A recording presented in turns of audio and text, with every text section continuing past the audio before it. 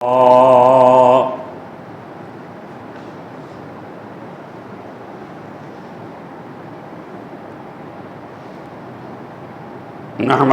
ونستعينه ونستغفره ونؤمن به ونتوكل عليه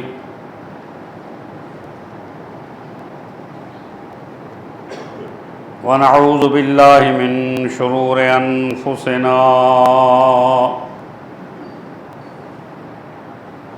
ومن سيئات أعمالنا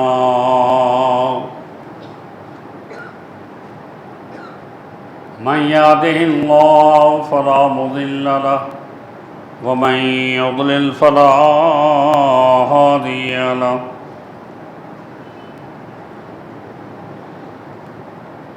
وأشهد أن لا إله إلا الله وحده لا شريك له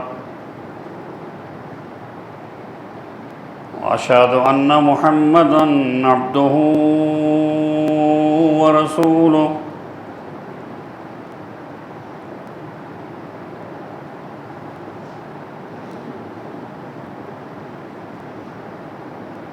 من يطع الرسول فقد أطاع الله ومن يشاقق الرسول من بعد ما تبين له الهدى ويتبع غير سبيل المؤمنين نوله ما تولى ونصله جهنم وساءت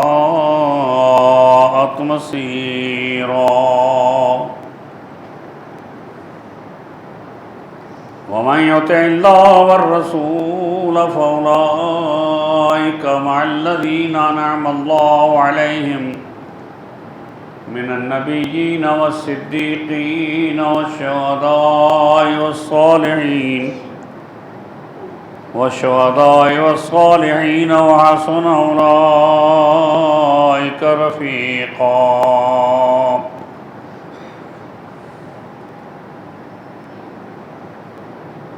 أما بعد فإن خير الحديث كتاب الله وخير الهدي هدي سيدنا محمد صلى الله عليه وسلم وشر الأمور محدثاتها فإن كل محدثة بدعة وكل بدعة ضلالة وكل ضلالة في النار.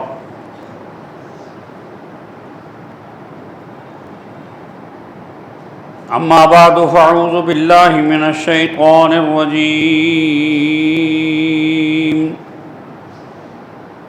من همزه ونفخه ونفثه. بسم الله الرحمن الرحيم.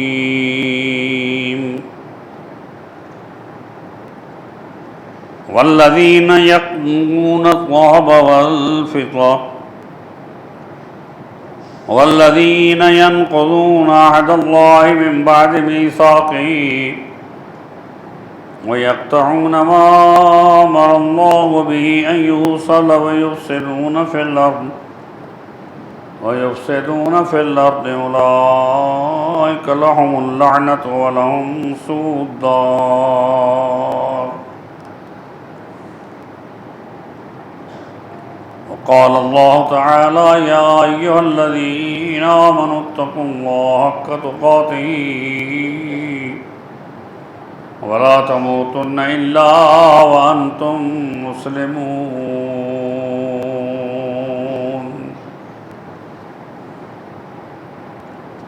أما بعد وعن جبير بن مطعم رضي الله تعالى عنه قال قال رسول الله صلى الله عليه وسلم لا يدخل الجنة قاطع. رواہ البخاری.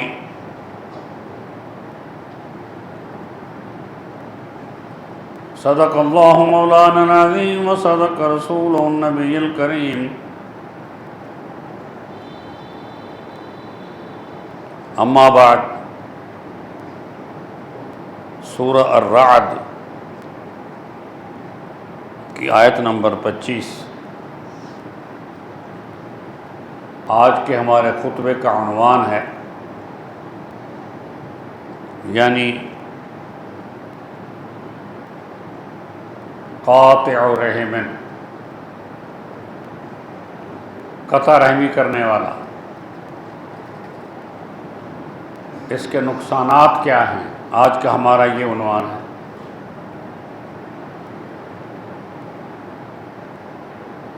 گزشتہ خطبے کا عنوان ہمارا تھا صلہ رحمی کے فوائد کیا ہے۔ اللہ تعالیٰ فرماتے ہیں کہ اور وہ لوگ جو توڑتے ہیں اللہ کے عہد کو، اسے پختہ کرنے کے بعد، اور کاٹتے ہیں اس کو جو اللہ نے حکم دیا اس کے متعلق کہ اسے جوڑا جائے، اور فساد کرتے ہیں زمین میں، یہی لوگ ہیں، انہی کے لیے لعنت ہے اور انہی کے لیے برا گھر ہے۔ رسول اللہ صلی اللہ علیہ وسلم نے فرمایا، بخاری مسلم کی روایت ہے، حضرت جبیر بن مطعم حدیث کے راوی ہیں، آپ صلی اللہ علیہ وسلم فرماتے ہیں کہ قطع رحمی کرنے والا جنت میں داخل نہیں ہوگا۔ اس کو جنت میں داخلہ نہیں ملے گا۔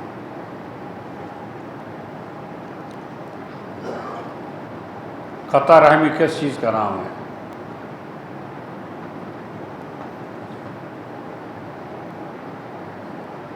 انسان کے پاس عہدہ آ گیا ہے، پیسہ آ گیا ہے، کوئی اس کو دنیا میں مقام مل گیا ہے، وہ اپنے اقارب رشتہ دار چھوڑ جاتا ہے، ان سے کوئی تعلق نہیں رکھتا، کیونکہ ظاہر ہے بڑا آدمی ہو گیا ہے۔ جب شادی بیاہ ہوتی ہے تو ان غرباء کو، ان رشتہ داروں کو نہیں بلایا جاتا، اپنے ہم پلہ لوگوں کو یا اس سے بڑھ کر لوگوں کو بلایا جاتا ہے۔ تو اس کو کہتے ہیں قطع رحمی کرنا۔ رسول اللہ صلی اللہ علیہ وآلہ وسلم کا فرمان آپ نے سن لیا کہ جنت میں داخلہ نہیں ہوگا، کیونکہ رحم جو ہے رحمان سے نکلا ہے۔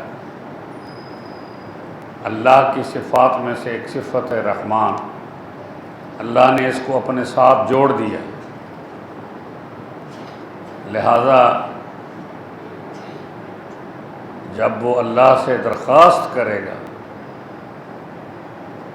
کہ جس نے مجھے کاٹا یا اللہ تو اس کو کاٹ دے، جس نے مجھے جوڑا یا اللہ تو اس کو جوڑ دے، تو اللہ تعالیٰ اس کی اس دعا کو قبول کر چکا ہے۔ اس لیے ہمیں بڑے احتیاط کی ضرورت ہے۔ قرآن مجید یہی فرماتا ہے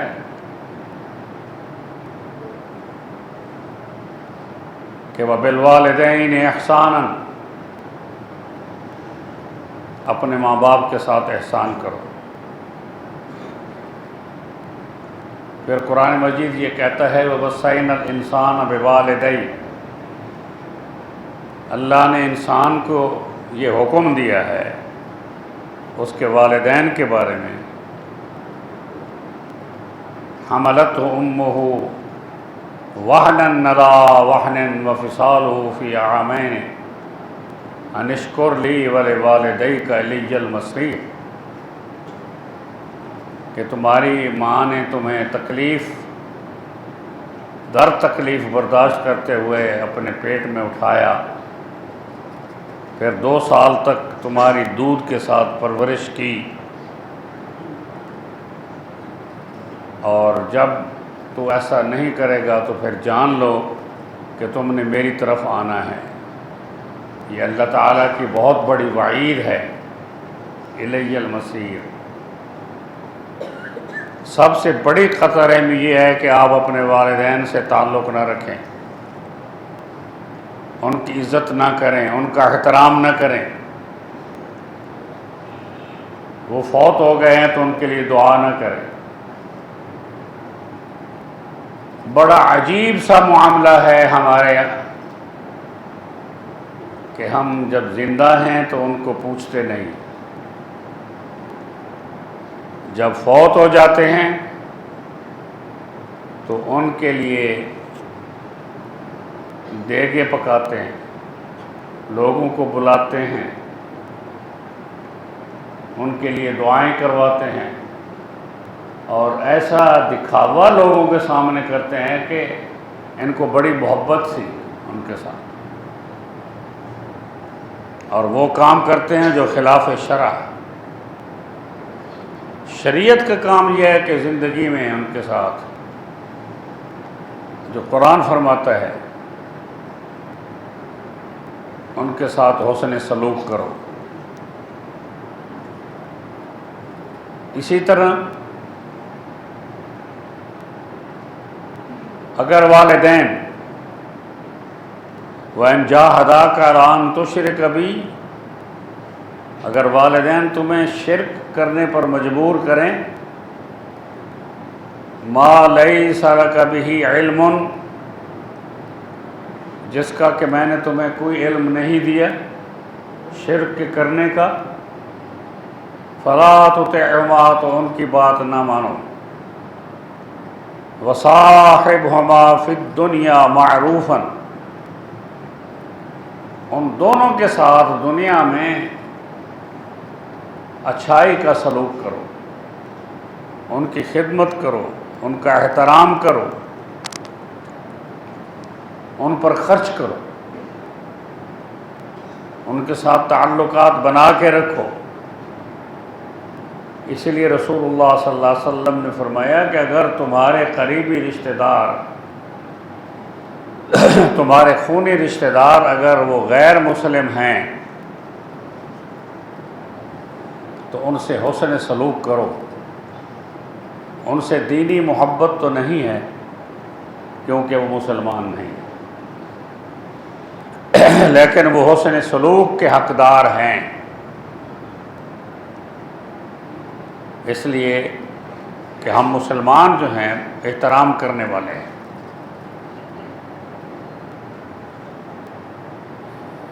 فرمایا کہ لا یحل لمسلم ان یحجر فوق اخاہ ثلاث لیال، کسی مسلمان کے لیے جائز نہیں ہے کہ وہ اپنے بھائی سے 3 دن سے زیادہ ناراض رہے۔ یہ رشتہ داری سے بڑھ کر آگے کا عمل ہے کہ ان کے ساتھ بول چال چھوڑ دے، جب ایک دوسرے کو ملیں راستے میں تو ایک دوسرے سے منہ موڑ لیں۔ فرمایا کہ وَخَيْرُهُمَا الَّذِي يَبْدَأُ بِالسَّلَامِ، ان دونوں میں سے بہتر وہ ہے جو سب سے پہلے السلام علیکم کرے اور دوستی کا ہاتھ آگے بڑھائے، اور سب سے بہتر وہ ہے جو خود چل کر حق پر ہونے کے باوجود بھی معذرت کرے۔ حضرت ابو بکر صدیق رضی اللہ تعالی عنہ نے اپنے کزن کے لیے خدمت بند کر دی جس نے واقعہ افک میں حصہ لیا تھا۔ مصطح بن عثاصہ رضی اللہ تعالیٰ نے فیصلہ کیا جب قرآن اتر آیا تو فیصلہ کیا کہ اب ہم اس کی خدمت نہیں کیا کریں. بڑی عجیب سی بات ہے، کیونکہ اللہ کو ابو بکر سے محبت تھی جیسے حضور کو ابو بکر سے محبت تھی. اس لیے اللہ نے قرآن اتار دیا کہ وَلَا يَأْتَلِ أُولُو الْفَضْلِ مِنْكُمْ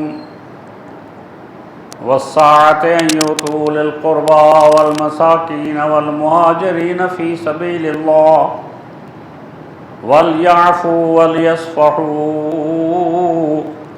أَلَا تُحِبُّونَ أَنْ يَغْفِرَ اللَّهُ لَكُمْ. حضرت ابو بکر صدیق رضی اللہ تعالیٰ عنہ رو پڑے اور فوراً یہ کہا کہ بلا میں چاہتا ہوں کہ اللہ مجھے معاف کر دے، میں ان کی خدمت، ان کی مدد نہیں چھوڑوں گا، قطع رحمی نہیں کروں گا، پہلے سے بھی زیادہ خدمت کروں گا. تو اللہ تعالیٰ اپنے بندوں کو، اپنے صحاب کو اس طرح گناہوں سے بچاتا ہے اور جنت میں لے جاتا ہے، ان کو طریقہ بتاتا ہے جنت میں جانے کا. اس لیے فرمایا کہ فَهَلْ عَصَيْتُمْ إِن تَوَلَّيْتُمْ أَن تُفْسِدُوا فِي الْأَرْضِ وَتُقَطِّعُوا أَرْحَامَكُمْ. اور تم سے یہ بعید نہیں کہ اگر تم کو حکومت مل جائے تو تم زمین میں فساد برپا کرو اور رشتے ناطے توڑ دو. یہ ان بندوں کے بارے میں ہے جو آپ سے ووٹ لینے کے لیے آتے ہیں، دونوں ہاتھوں سے سلام کرتے ہیں. کیا کرتے ہیں؟ دونوں ہاتھوں سے سلام کرتے ہیں، یوں ہاتھ رکھتے ہیں اور سر آپ ہمیں ووٹ دیں، ہم آپ کی خدمت گزار رہے ہیں. پھر وہ 5 سال نظر نہیں آتے، جب کامیاب ہو جاتے ہیں دفتر ان کا کھلا ہے، اس کو تالا لگا ہوا ہے.